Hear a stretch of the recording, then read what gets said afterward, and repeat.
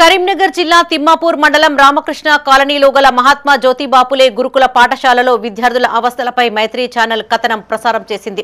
స్పందించిన అధికారులు గురుకుల పాఠశాలను సందర్శించి తగు చర్యలకు సిద్ధమయ్యారు.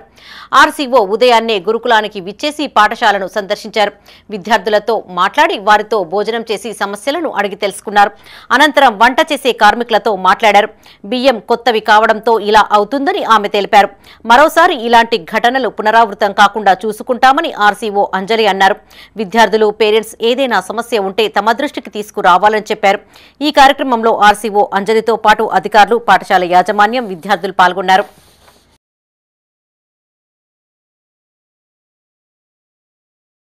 ఫుడ్ బాగాలేదు, కుక్ సరిగ్గా చేయట్లేదు అని వచ్చినటువంటి ఆర్టికల్ గన్నేరువరం స్కూల్ కోసం వచ్చింది. అందులో భాగంగా నేను వచ్చి ఇక్కడ స్టాఫ్ తోటి మాట్లాడాను, పిల్లలతోటి మాట్లాడాను.